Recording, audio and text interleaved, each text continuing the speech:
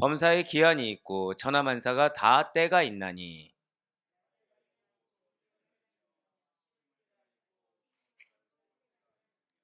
죽일 때가 있고 치료할 때가 있으며 헐 때가 있고 세울 때가 있으며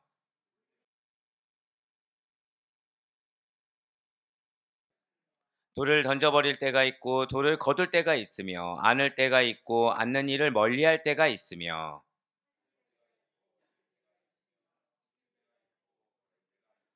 찢을 때가 있고 꿰맬 때가 있으며 잠잠할 때가 있고 말할 때가 있으며 사랑할 때가 있고 미워할 때가 있으며 전쟁할 때가 있고 평화할 때가 있느니라. 아멘. 할렐루야. 네, 오늘 변함없이 살아있는 주님의 말씀을 듣기 위하여, 그리고 주님께서 우리에게 그렇게 말씀을 시작하실 때 우리가 아멘으로 순종하는 우리의 믿음을 주께서 기쁘게 받으시사, 자, 절대 한번 고백하실게요. 나의 삶에 반드시 개입하십니다. 네, 맞습니다. 나의 삶에 반드시 개입하신다라는 믿음의 확신으로 이렇게 특별 새벽 기도에 함께하고 계시는 모든 성도님들을 주님으로 환영하고 축복합니다. 우리 이 새벽에 전도서를 통해서 은혜 받는 귀한 시간을 가지고 있어요. 저는 이제 드디어 카운트다운이 들어오기 시작했습니다. 어떤 카운트다운일까요?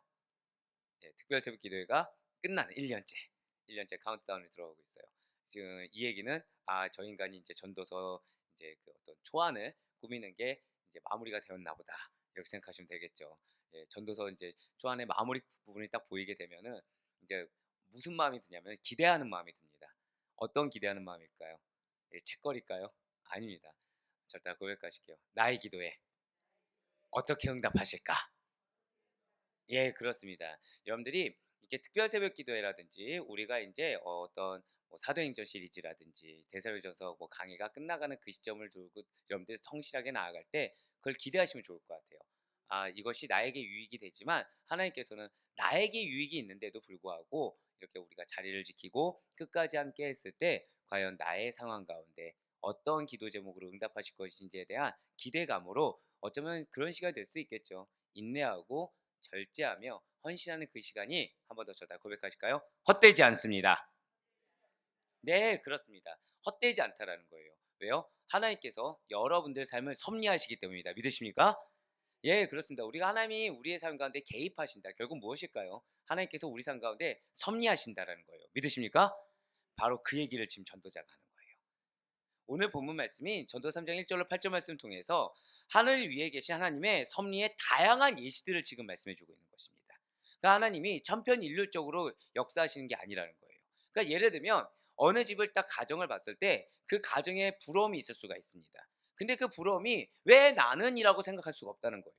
왜냐면 그 가정 가운데 A라는 방향으로 역사를 하시면 이 가정에는 B라는 방향으로 역사하시는 거고, 이 가정에는 C라는 방향으로 역사를 해주신다는 거죠. 근데 인간의 눈은 A, B, C를 굳이 구분을 한다는 거예요. 중요한 건 무엇이죠? 하나님이 역사하십니다. 이것이 가장 중요하다는 거예요. 이것이 나에게 마음에 어떤 어려움을 주든 마음의 기쁨을 주든 이건 중요하지 않습니다. 왜요? 하나님이 역사하신다고 한다면, 하나님이 우리에게 관심을 갖고 개입하시기만 한다고 한다면 하나님의 뜻을 이루는 줄 믿으시길 바랍니다. 분명히 어제까지 전도자는 인생의 허물을 어떻게 극복할 수 있습니까? 하나님 안에서 자족하는 마음으로 주님께서 주시는 그 은혜와 사랑 안에서 감사하는 자들은 그 마음이 평화로워요. 그 마음이 기쁨이 넘쳐흐릅니다라고 어제 사실 고백을 했어요. 이것이 어제 우리가 새벽 기도회 때 고백한 전도자의 지혜였다라는 것이죠. 오늘은 인생의 허물을 어떻게 극복할 수 있습니까라는 동일한 질문을 우리에게 던지고 있다라는 거예요. 거기에 이렇게 답을 하고 있다는 거죠. 절대 고백하실게요. 하나님의 섭리에, 맞아요, 하나님의 섭리에 의지할 수 있는 우리가 되길 소망합니다. 여러분들 하나님 믿습니까, 안 믿습니까? 하나님 믿으시죠? 하나님 의지하세요, 안 하세요? 의지를 합니다. 근데 여기서 문제가 생겨요. 무슨 문제일까요? 의지를 하는데 하나님이 나의 의지를 받아주시는 거에 만족을 못하는 것이 문제가 되는 겁니다. 어떻게 받아주시느냐? 내가 원하는 게 이건데 나는 의지한다는 건 무엇이죠? 나를 끝까지 구원의 완성으로 붙들어 주시는 것입니다. 나를 믿음의 길에서 이탈하지 않을 수 있도록 붙들어 주시는 거예요. 근데 나는 이 믿음의 길에서 이탈하지 않는 방법을 내가 정해져 놨어요. 물질이 부족하면 물질이 채워주길 원합니다. 그러니까 내 눈에 무언가 건강이 부족하면 건강을 주길 원합니다. 관계가 어려우면 그 관계가 해결해 주길 원해요. 근데 중요한 거는 하나님은 해결로서 당신이 역사하는 것이 아니라 때로는 오히려 해결하지 않음으로 그걸 내려놓게 하심으로 역사하길 원하실 때가 있거든요. 할렐루야. 근데 이거는 또 내가 원하는 게 아니라는 거예요. 자, 그럼 나는 지금 하나님을 온전히 의지하는 걸까요? 하나님을 이용하고 있는 걸까요? 사실은 이용할 때가 너무 많다는 거예요. 하지만 지금 전도자는 무엇을 의지하라? 절대 한번 더 고백하실게요. 하나님의 섭리. 바로 그거예요. 하나님의 섭리를 의지하라는 겁니다. 바리새인들에게 있어서 가장 위험한 것은 개인의 신앙이었습니다. 이게 무슨 뜻일까요? 진짜 말 그대로 개인의 믿음이었으니까 개인이 만든 하나님에 대한 신앙이었을까요? 개인이 맞아요. 후자예요. 개인이 만든 하나님에 대한 신앙이었어요. 하나님은 이럴 거야. 하나님은 이러셔야 돼. 어떻게 그래서 저 사람이 메시아가 될 수 있어? 저 사람은 내가 생각한 메시아가 아니기 때문에 메시아가 아니야라고 해버린 거예요. 하나님의 섭리가 아니었던 거죠. 예, 맞습니다. 하나님의 섭리에 의지하지 않고서는 헤아의 인생에 절대 허물하는 거, 우리 마음의 실족이라는 거, 우리 마음의 어려움이라는 것은 절대 극복될 수가 없다라는 거예요. 거꾸로는 하나님의 섭리에 의지한다고 한다면 우리는 무엇이든 극복할 수 있다는 가능성을 잊지 않을 수 있는 여러분과 제가 되길 간절히 소망합니다. 바로 그것이 오늘 말씀이에요. 먼저 오늘 본문이 전도 3장 1절의 말씀입니다. 범사에 기한이 있고 천하만사가 다 때가 있나니. 아마 여러분들 전도서 말씀을 본 이래로 제일 그냥 이 말씀만 읽어도 이게 무슨 말씀인지 확 와닿는, 굉장히 그냥 우리를 생각하는 말씀이라고 볼 수 있을 것 같아요. 하나님의 때가 있습니다. 믿으십니까? 그냥 그 얘기죠. 네, 그 얘기죠. 자, 지금 1절 서두에 범사라고 말씀하고 있어요. 여러분들 범사면 무엇이 생각나십니까? 범사. 우리 보통 범사 여러 가지 말씀하잖아요. 아마 다 아시는 말씀일 거예요. 모든 일. 근데 이 모든 일에 뭐가 포함되냐? 절대 한번 더 고백하실까요? 평범한 일. 예, 맞아요. 평범한 일이라는 거예요. 그러니까 지금 전도자는 이 범사에라는 말을 쓰면서 우리 삶의 모든 영역, 그러니까 평범하게 이렇게 수저를 뜨는 거 하나, 젓가락질하는 거 하나, 물 마시는 거 하나까지도 하나님께서 주장하고 계시다는 것을 지금 강조하고 있는 것입니다. 이것은 피조물로서의 겸손함과 창조자 하나님에 대한 무한 신뢰를 표현한다는 것이죠. 즉, 내 삶 가운데 내가 아무리 이런 거 작은 거 하나를 하더라도 다 누구의 섭리예요? 하나님의 섭리라는 거예요. 자, 여기서 이제 무서운 게 생깁니다. 여기서. 즉, 작은 거 하나라도 하나님이 섭리하신다고 한다면 내 마음 가운데 작은 나의 거짓말, 작은 나의 속임, 이거 하나님 아실까요? 모르실까요? 다 알고 계시다는 거예요. 다 알고 계시다는 거예요. 그러니까 나는 이거를 아무리 감추고 포장하려고 해도 결국 누가 아십니까? 하나님이 다 알고 계시다. 그러다 보니까 우리가 하나님의 은혜를 말할 때 우리가 뭐라고 고백하죠? 나의 모든 것이 하나님의 은혜의 영역입니다 라고 고백을 합니다. 근데 여기에서 이 고백이 실제가 돼야 된다는 거죠. 그러니까 작은 거 하나라도 우리는 항상 선택의 갈림길에 놓인다고 말씀을 드렸잖아요. 그 선택이 무엇일까요? 나를 위한 선택이냐, 정말 하나님이 원하시는 선택이냐. 우리의 선택은 사실 둘 중에 하나입니다. 내가 탐심 가운데 원하는 것이냐, 아니면 정말 하나님이 내 삶 가운데 원하시는 것이냐, 이 두 가지 길 중에 하나가 놓여진다는 거죠. 그런데 우리가 지금 이 범사에 모든 것이 하나님의 은혜입니다, 모든 것이 하나님의 영역입니다 라고 얘기했을 때는 사실은 나는 내가 원하는 거, 내가 바라는 거, 이거보다 하나님의 섭리가 나에게 유익한 줄 알고 지금 나는 모든 걸 내려놓을 수 있습니다. 하나의 때를 기다릴 수 있습니다. 하나의 방법을 내가 받아들일 수 있습니다라는 믿음의 고백이 된다는 거예요. 무엇이요? 나의 모든 것이 하나님의 은혜의 영역입니다. 거꾸로 말씀드릴까요? 여러분들 삶에 모든 것이 하나님의 은혜가 임하길 원하십니까? 그럼 내가 내려놔야 된다는 거예요. 나의 삶 가운데 어떠한 한 영역도 임동현이라는 사람의 영역이 있어서는 안 된다는 거죠. 그런 의미에서 이 범사에는 우리 삶의 모든 영역을 붙드시고 모든 영역을 주장하고 계신 창조자님에 대한 신뢰와 믿음을 드러내는 단어라는 거예요. 결국 내가 모든 영역에 있어서 나는 온전히 하나님만을 신뢰하겠습니다, 범사에 이 말씀을 고백드릴 수 있는 것은 내가 내려놓지 않으면 나는 하나님에 대한 신뢰를 지금 증거할 수가 없다는 거죠. 내가 어느 한 영역이라도 내 영역을 주장한다, 내 니즈를 바라고 있다라고 하면은 나는 이 영역에서만큼은 하나님을 온전히 믿지 못하다라고 스스로 고백하는 거랑 동일하다는 것입니다. 그리고 이어서 무슨 말씀이 나오니까 기한과 때가 있다는 거예요. 우리의 삶이란 이게 무슨 말이냐면 그냥 단순히 하나님의 때가 있습니다. 물론 이 말도 맞겠지만 좀 더 디테일하게 들어볼까요? 우리의 삶이란 시간과 분리시켜서 생각할 수가 없다는 거예요. 하나님께서 하시는 모든 일은 절대 고백하실게요. 시간 속에서 이루어진다는 겁니다. 진실 하나님께서는 어떤 일을 이루시는데 그 섭리를 성취시키기 위한 자 한번 더 절 따라 이제 좀 더 고백을 해볼게요. 시간의 질서. 자, 그러니까 하나님의 섭리라는 것이 시간 속에서 이루어진다는 것은 하나님의 시간의 질서가 있다는 거예요. 그러니까 우리는 하나님의 때가 있습니다라고 할 때 어떻게 생각 들죠? 아, 그냥 하나님이 우리가 보시기에 가장 합당한 때에 이루십니다. 요 정도로 알고 계시잖아요. 근데 이 하나님의 때라는 것이 질서가 있다는 거예요. 그래서 이 때에서 우리가 생각했을 때는 이 부분의 기도 제목과 이 부분의 기도 제목이 다른 것 같아요. 그래서 이게 다 하나님의 때가 있다고 머리로는 알지만 사실 받아들이기 힘들 때가 있습니다. 왜요? 나는 지금 이때가 아니라 이때 응답이 돼야 되거든요. 근데 하나님은 우리의 전체 인생을 조망하면서 그 구속사적인 관점에서는 이거에 따른 시간의 질서가 있다는 겁니다. 그러니까 이 시간이 아니면 이때 응답되지 않고 우리가 원하는 때가 응답되면 이게 뭐가 깨지는 거예요? 질서가 깨진다는 거예요. 그럼 질서가 깨진 그 다음에 오는 거의 결과물은 우리에게 유익하겠습니까? 우리에게 해가 끼치겠습니까? 해가 끼치게 된다는 거죠. 하나님의 시간의 질서가 필요하다는 거예요. 그러니까 내 눈에는 지금 이 부분이 예를 들어서 내 배우자나 우리 가족이 지금 예수를 믿지 않는다 생각해 봅시다. 지금 막 믿어야 될 것 같아요. 지금. 근데 하나님 보시기에는 이 지금 믿어야 되고 지금 믿음이 견고해져야 될 때 이 시간에 누가 기도를 제일 많이 할까요? 영적 리더는 우리가 기도를 많이 하겠죠. 그러니까 이 기도 분량만큼 쌓여야 되는 거예요, 우리가. 그럼 나는 지금 마음 가운데 이 영혼에 대한 갈급함을 가지는 시간이 괴로울 수 있지만 이건 나에게 지금 유익이 됩니까 안 됩니까? 유익이 된다는 거예요, 지금. 유익이 된다는 거예요. 또는 물질적인 부분으로 내가 고민을 막 하고 있습니다. 근데 이 시간 동안 물질에 대한 나의 관념을 바꾸길 원하시는 하나님의 섭리가 있다고 생각해 보세요. 그럼 나는 지금 막 다급해 죽겠는데 하나님 보시기에는 지금 누구를 재구성하고 있는 거예요? 나의 경제관념, 물질관념을 재구성하는 은혜의 시간이 되고 있다는 거죠.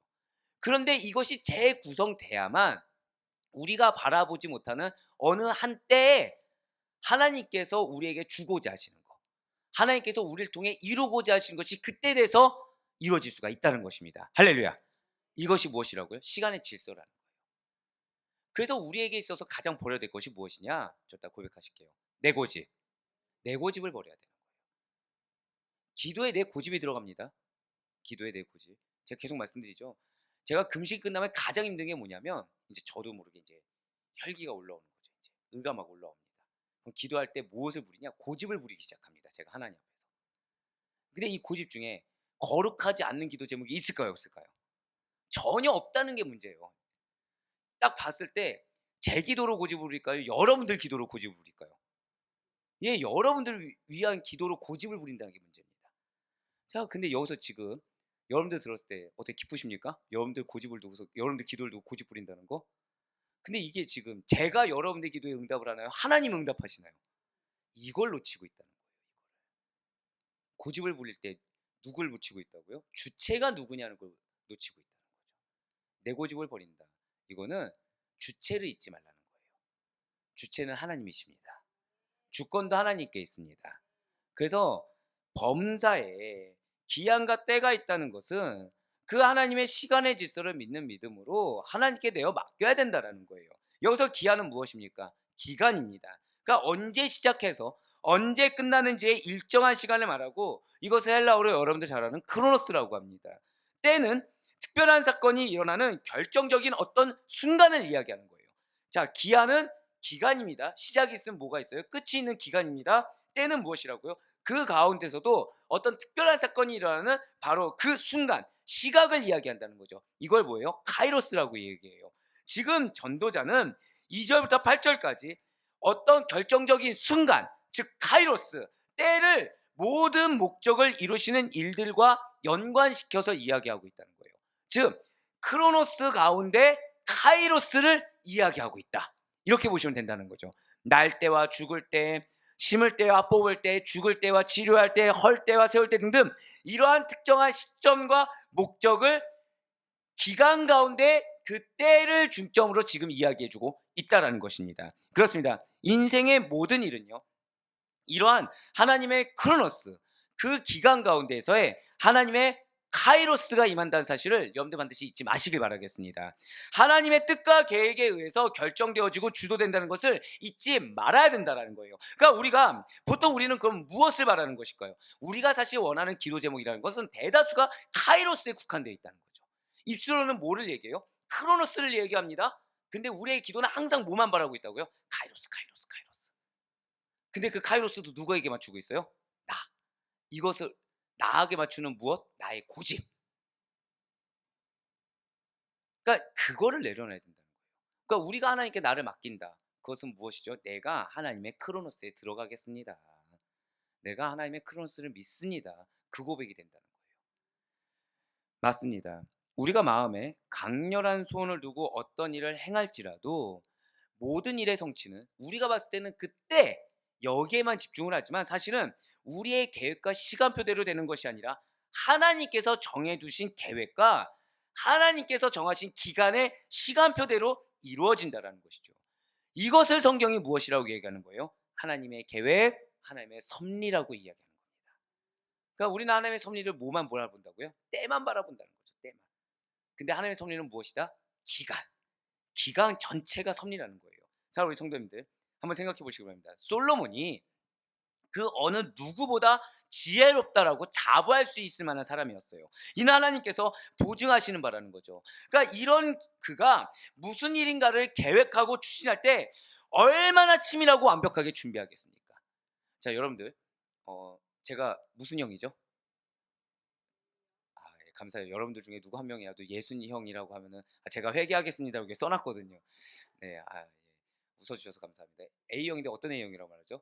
트리플 A라고 하죠. 그러니까 저는 어떤 일을 앞두면은 계획을 세우지 않고서는 잠을 못 이룹니다. 근데 그 계획도 이제 저희 가족들이 알지만 좀 약간 병적일 정도로 시뮬레이션이라는 걸 돌려봐요. 계속. 그러니까 왜 설교에도 제가 옆에 왜 지문인 같은 거 써놓는다고 하잖아요. 성도님들 반응이 이렇게 했을 때는 이대다 막 이런 거 써놓는다고 하잖아요. 어떤 목회자가 그렇게까지 병적으로 쓰겠습니까? 그런데 그렇게 할 때마다 하나님이 꺾으실 때가 있어요. 꺾으실 때가. 그것이 무엇입니까? 솔로몬이 잠언 16장 9절 말씀을 통해서 이렇게 고백을 하죠. 사람이 마음으로 자기의 길을 계획할지라도 그의 걸음을 인도하신 이는 여호와시니라. 얼마 전에 제 사건 겪은 거 알고 계시죠? 계획을 다 짜놔서 자료를 초안을 만들어 놨더니 하나님 어떻게 하셨어요? 깡그리 날려먹게끔. 깡그리. 그래서 나름의 좀 이쪽에 권위자한테 부탁을 드렸어요. 그래서 그분이 이거 배드 섹터 중에서 그래도 섹터가 나올 만한 것이 있을 거예요 했더니 어제 최종 결론. 보통 이렇게까지 날아가지 않는데 아예 깔끔한데요. 네. 누가 이루신 거예요? 하나님이 다시 처음부터 잡아가라고. 지난한 싸움을 지금 하고 있습니다. 근데 은혜가 너무 많은 거예요. 그러니까 이전에는 양육을 해야 된다. 요게 포커스를 맞춰가지고 끝마치는 거에 포커스를 뒀다고 한다면 지금은 내용 하나하나가 다시금 점검하게 한 된 이유가 있겠구나라고 순복하게 하더라는 거죠. 예, 맞습니다. 계획은 우리가 해요. 하지만 어떤 방법으로 어느 때 응답하고 이루시겠다는 건 누구의 영역입니까? 하나님의 영역이라는 것입니다. 아무리 인간이 지혜롭고 치밀하게 계획한다고 하더라도 그 일은 인간의 능력이나 인간의 의지로 이루어질 수 있는 것은 결코 아니라는 것입니다. 하나님의 뜻과 계획에 따라 당신의 방법으로 성취되며 추진된다는 사실을 기억하시길 바라요. 그래서 제가 여러분들 가운데 굉장히 축복하는 마음으로 기도하는 분들이 있어요. 어떤 분들일까요? 예를 들면 그런 거예요. 제가 그분 성향을 알아요. 근데 이분이 자기 성향을 누르고 기다려주고 있는 거예요. 또는 제가 봤을 때는 야, 이분 지금 이렇게 훅 올라와야 되는데 라고 생각하는 분이 있어요. 근데 그분이 그걸 안 하고 그냥 잠잠히 계신 거예요. 그래서 슬쩍 이제 던져보죠. 화 안 나세요? 그러면은 얘기하시는 게 아유 뭐 제가 화를 내봤자 무슨 소용이 있어요. 하나님이 알고 계시고 하나님이 하실 텐데. 할렐루야인 거죠. 근데 이제 기도가 안 나올 때가 있어요. 언제 안 나올까요? 언제 안 나올까요? 표정들은 목사님 기도 다 나오시는데 뭘 또 그런 말씀 하시려고 하십니까? 얘기하지 마세요라고. 그러니까 내의가 드러날 때가 있습니다. 여기까지도 괜찮아요. 내의가 드러나는 것도 괜찮아요. 왜? 사람은 누구나 다 의가 드러납니다. 저만 해도 고집이 나온다고 했어요, 안 했어요? 고집이 나와요, 의가 나와요. 감추려고 해요. 감춰서 딱 이렇게 숨겨놔요. 숨겨놔요. 그래서 이거를 드러내질 않습니다. 근데 나오는 것 중에 선한 게 있을까요, 없을까요?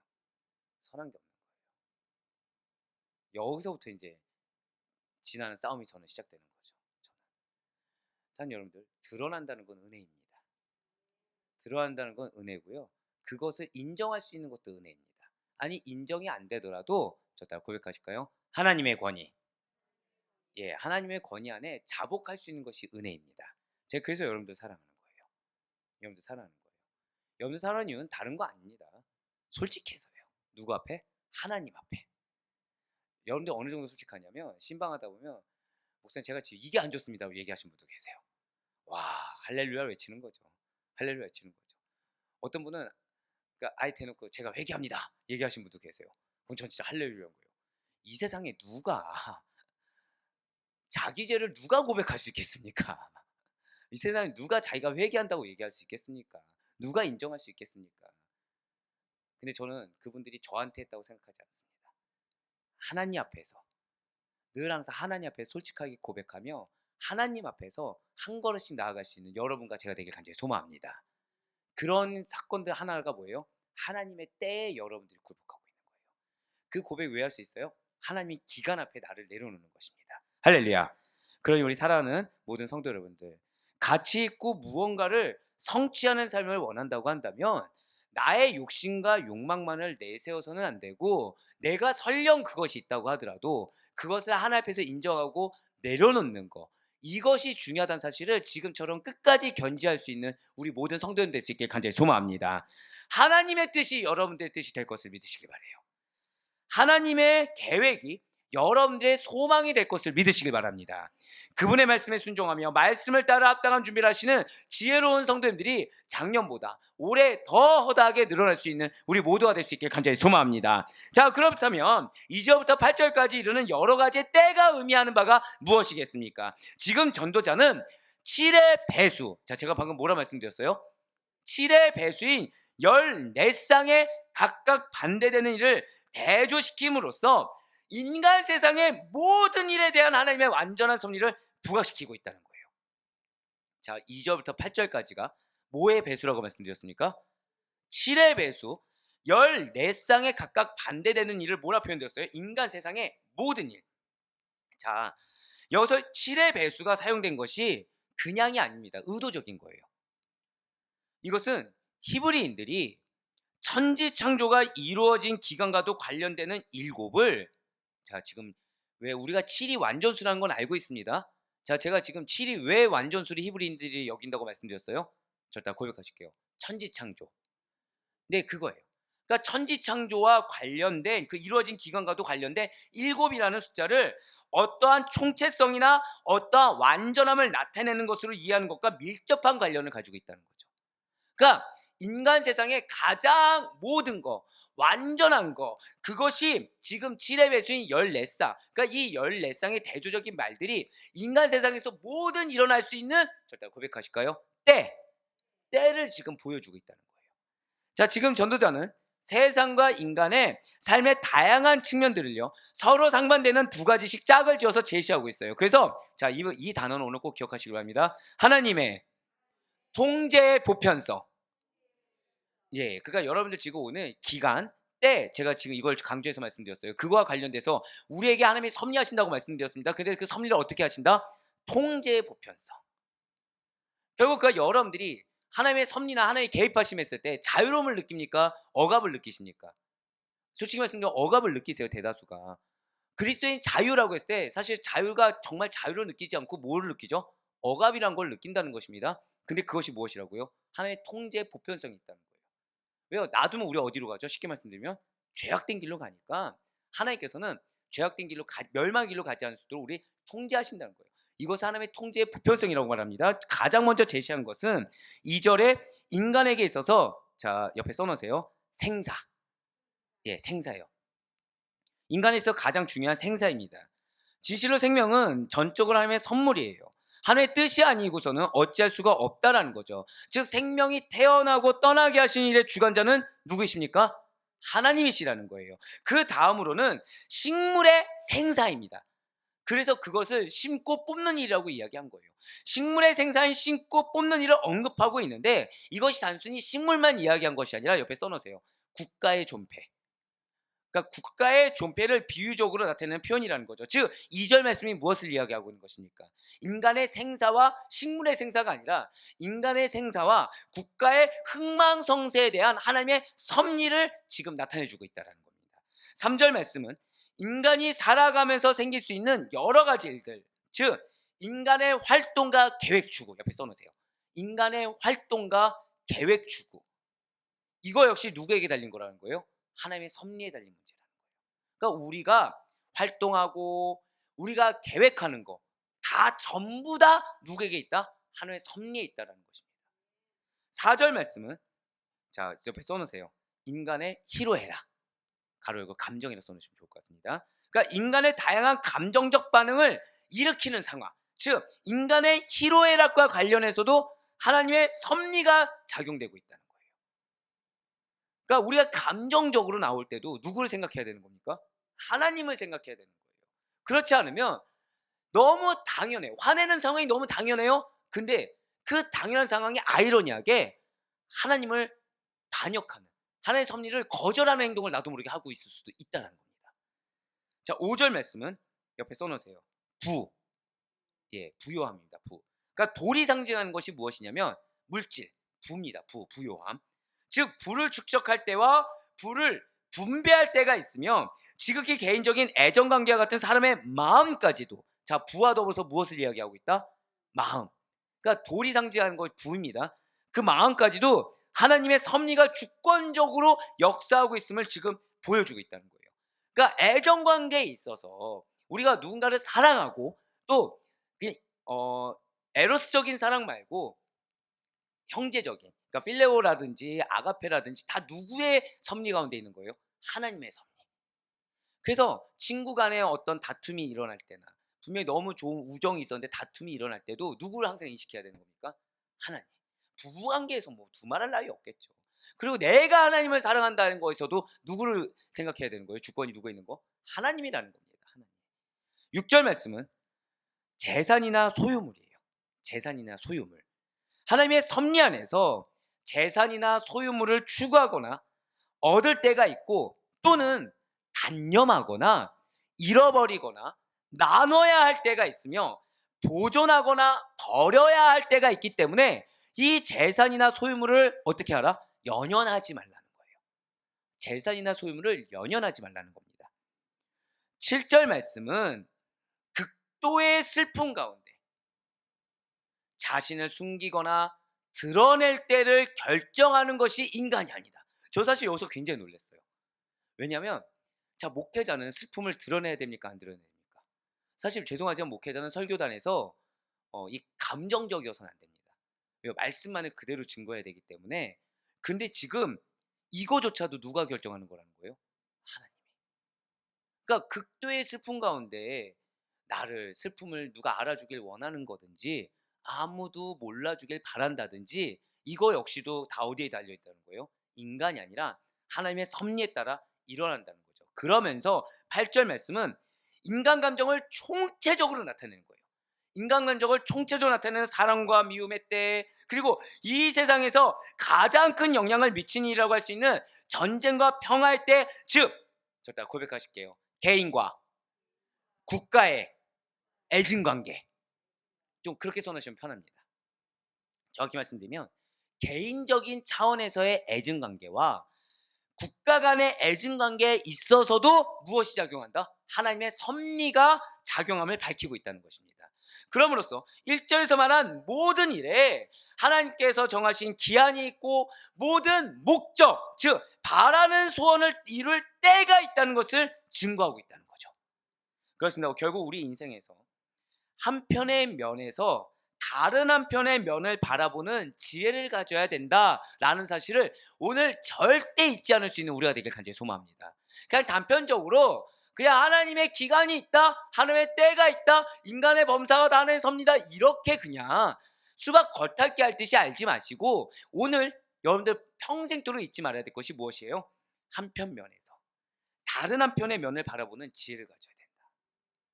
우리는 어디만 봅니까? 한쪽 면만 바라봐요. 근데 하나님은 이렇게 외골수적으로 보지 말라는 겁니다. 다른 면을 볼 수 있어야 된다는 거예요. 절대 고백하실게요. 시각을 다각화하라. 바로 그게 시각을 다각화해야 된다는 거예요. 우리는 지금 이 눈앞에 있는 것만 보고, 앞서도 뭐라 말씀드렸죠? 우리는 뭐만 강조하고 있다고요? 카이로스만 계속 강조해요. 우리는 때. 근데 크로노스, 기간에서 바라봤을 때는 결국 이것은 또 다른 말로 무엇을 표현할 수 있을까요? 절대 고백하실까요? 구속사적인 관점. 구속사적인 관점이에요.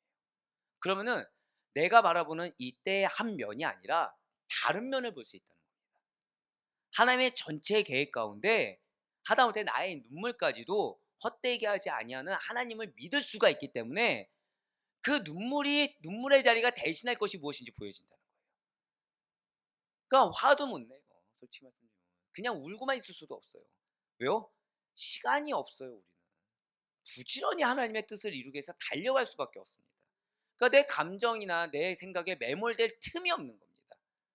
그래서 제일 안타까운 게, 그래서 앞서 말씀드렸잖아요. 이게 인데 숨기려고 하는 거. 이게 제일 안타까운 겁니다. 결국 이거는 달려가는 거니까 멈춰 있는 겁니까? 멈춰 있는 거라는 거예요.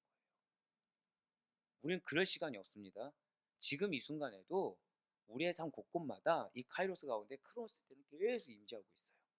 그럼 멈춰 있으면 나는 이 다음에 한 걸음만 가면은 크로노스가 딱 임하는데, 이거 내가 경험하니까 못합니까? 못한다는 거예요. 난 여기에 있으니까. 나는 이거를 하나님과 씨름하고 있는 거죠. 이게 지금 해결돼야 됩니다. 지금 이 마음이 어려운데 지금 이거 어떻게 해결하는데 어떻게 달려갑니까? 근데 하나님은 그거를 들으시는 분이 아니라 그냥 당신의 카이로스 가운데 계속 운행해 가시는 거예요. 여기서 임재하세요. 누구 손해입니까? 이거 경험 못하면 내 손해죠. 난 여기 또 있어요. 하나님 시간 계속 가요. 또 여기 임재해요. 지금 나는 또 경험 못했죠. 근데 옆에 있는 사람 봤더니 옆에 있는 사람은 이걸 다 경험하고 있는 거예요. 우리 흔한 말로 이걸 뭐라고 해요? 왜 저 사람은 응답되는데 나는 응답되지 않습니까? 왜 저 사람은 하나님이 저렇게 충만하게 은혜 주신다는 은혜를 못 받습니까? 이유는 뭐가 있어요? 내가 내 고집 붙잡고 내 탐심 붙잡고 멈춰 있는 게 문제라니까요. 그래서 서두에 내 고집이 문제라고 말씀을 드린 겁니다. 우리 고집만 버려도, 내 생각만 버려도 우리는 크로노스를 경험할 수 있어요. 내 고집만 버려도 하나님의 카이로스가 어떻게 선하고 합다는지 우리는 경험할 수가 있다는 것입니다. 인생의 양극단을 볼 수 있는 균형적인 믿음의 안목을 소유할 수 있는 여러분과 저, 아니 이미 소유했음을 믿을 수 있는 여러분과 제가 되길 간절히 소망합니다. 이게 감사하면서 무서운 거예요. 결국 하나님은 지금 여러분들에게 인생의 양극단을 볼 수 있는 지금 믿음의 안목이란 걸 주셨습니까? 안 주셨습니까? 주셨다는 거예요. 근데 안 보면은 누구 문제입니까? 내 죄라는 거예요. 하나님 주신 눈이 있는데 이걸 굳이 안 보고 있는 거, 이게 죄라는 거죠. 무엇 때문에? 내 탐심 때문에. 무엇 때문에? 내 고집 때문에. 계속해서 지금 오늘 나오는 단어가 뭐예요? 고집. 이거 버리는 게 오늘 미션인 겁니다. 우리는 사실은 죽음 속에서 생명을 볼 줄 알아야 됩니다. 전쟁의 포화 속에서 평화를 발견할 줄 아는 자가 여러분과 저의 본질이라는 사실을 잊지 마시길 바라겠습니다. 우리 인생에는요, 성공과 실패가 번갈아 일어나기 마련입니다. 높아짐이 있으면 낮아짐이 있고요, 부유함이 있으면 가난함이 있기 마찬가지라는 거죠. 회개할게요. 농담 삼아서 목사님 기둥뿌리가 다 뽑혀나가는데 기둥뿌리가 있으세요? 막 그러면 저는 되게 아무렇지 않게 얘기합니다. 자, 경제적으로 눈에 보일까요? 안 보일까요? 제 눈에 보여요. 안 보이잖아요. 그걸 회개하는 거예요. 경제적인 게 보니까 뭐가 안 보이는지 아십니까? 영적 가치가 안 보이는 거예요. 영적 가치가. 그러다 보니까 저도 모르게 여러분들 위해서 기도한다고 하는데, 여러분들 무엇 두고 기도하고 있을까요? 무엇 두고 기도할 것 같습니까? 여러분들의 물질만 두고 기도하더라는 거예요. 기도 제목이 허다하게 있는데 여러분들 무엇 두고 기도하고 있다? 물질. 자, 이거 좋습니까? 안 좋습니까? 표정 되게 다 웃고 계신데 지금 이거 안 좋은 걸로 얘기했는데 지금 내 물질 두고 기도하니까 너무 행복한데 지금 이러시면 안 돼요. 여러분들 시급한 것들이 많은데, 자 솔직히 말씀드릴까요? 여러분들 물질 두고 기도하는데 지금 마음 가운데 선함이 있을까요? 없을까요? 이게 되게 회개하는 게, 왜 우리 밑에 대놓고 말씀드릴게요. 우리 밑에 이데아 있잖아요. 우리 장로님한테 제가 장로님 권사한테 계속 요즘 누구 주구장창 얘기한 게 뭔지 아세요? 돈 버세요. 돈 버세요. 돈 많이 벌어서 교회 헌금하셔야 됩니다. 저도 모르게 그러고 있는 거예요. 저도 모르게. 네? 자, 영적으로 성장, 물론 너무 많이 성장하셨지만 성장하는 게 우선입니까? 돈 많이 버는 게 우선입니까? 감사해요. 여기 써놨어요. 둘 다라고 할 거라고. 그 다음에 제가 뭐라 써놨냐면 둘 다도 물론 중요하지만 오늘 말씀대로 인생의 양극단을 볼 수 있는 우리가 되게 소망합니다라고 써놨어요. 네, 감사합니다. 맞아요. 우리 눈은 하나만 보게 됩니다. 나의 부족함만 보게 돼요. 나의 부족함을 채우지 않으면 내 마음 가운데 궁핍하다고 생각되는 부분을 채우지 않으면 다른 것을 못 보는 것이 당연한 존재이지만 이것은 당연하지 않다는 사실을 우리가 반드시 인식해야 됩니다. 맞아요. 어떤 순간에서도 실망할 것도 없고요. 어떤 순간에서도 자만할 것이 없어요. 왜냐하면 물질이 부족하니까 다른 거를 채워주셨어요. 진짜 간증하고 싶은데 양육할 때 간증할 거예요. 네. 간증거리가 너무 많아요. 이게 왜냐면 여러분들만 봐도요. 대놓고 말씀드리면 제가 생각하는 어떤 분의 성향이 딱 있어요. 근데 이분이 지금 이렇게 대처하신다고? 할렐루야. 이런 일들이 있어요. 그럼 이거 지금 저는 은혜를 받은 겁니까? 못 받은 겁니까? 받은 거죠? 저한테 상급이 뭐라 말씀드렸죠? 여러분들 성자입니다. 감사해요. 아멘 해주셔서. 안 그랬으면 돈 버세요. 또 그랬을 뻔했는데. 그럼 지금 하나님은 응답해 주신 거예요? 안 해주신 거예요? 응답해 주신 거예요. 근데 저는 뭐만 보고 있다고요? 주님, 우리 지금 교회 사실 이게 개척교회 치고 많이 부어주셨거든요. 근데 저는 뭐만 보고 있어요? 성전도 가게 부족합니다. 부서 운영할 때 더 풍성해야죠. 지금 우리 애들 간식도 줘야 되는데 지금 언제까지 이데아에 비붙어야 됩니까? 지금 막 이런 기도 막. 네. 마음의 탐심, 이데아에 비붙으려는 탐심. 네. 저분이 주요하면 안 되는데 지금. 이게 부족한 부분만 보더라는 거예요. 하나님 은혜 베풀어 주시고 채워준 거는 못 보더라는 거죠. 하지만 또 다른 극단을 염두에 두고서요. 최선의 길을 찾아 열심을 다해 나아가는 삶의 자세를 우리에게 원하신다는 사실을 잊지 마시길 바래요. 그러기 위해서 무엇을 버려라? 절대 고백하실게요. 나의 고집. 그렇습니다. 그럼 우리에게 시편 기자는 인생의 여러 모습이 우리들에게 산재에 있다고 하더라도 그 여러 모습 가운데 이 고집이 아니면 이것을 마치 신앙의 줏대처럼 여기고 버리지 아니한다고 한다면 하나님 손 안에서 은혜를 덧입고 살아가는 존재가 나라는 사실을 깨달을 수 없다라고 우리의 본질은 하나님 손 안에서 은혜를 덧입고 살아가는 존재라고 이렇게 밝히고 있습니다. 시편 30편 5절의 말씀입니다. 그의 노염은 잠깐이요 그의 은총은 평생이로다. 저녁에는 울음이 깃들일지라도 아침에는 기쁨이 오리로다. 우리는 하나님의 노염만 봅니다. 그렇지만 하나님의 은총은 평생. 이 사실 잊지 마시길 바래요.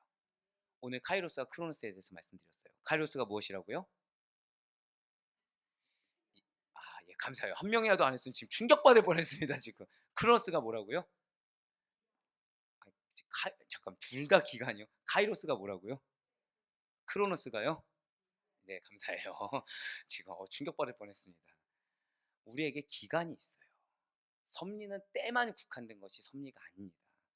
우리의 인생이 하나님의 섭리입니다. 우리의 인생이 하나님 기간 안에 포함되어 있어요. 그러니 좋은 의미이든 나쁜 의미이든 어떤 극단에 처해 있다고 해서 우리의 생각, 우리의 행동, 우리의 감정까지도 어느 한 방향으로 극단으로 치우치지 않기를 간절히 소망합니다.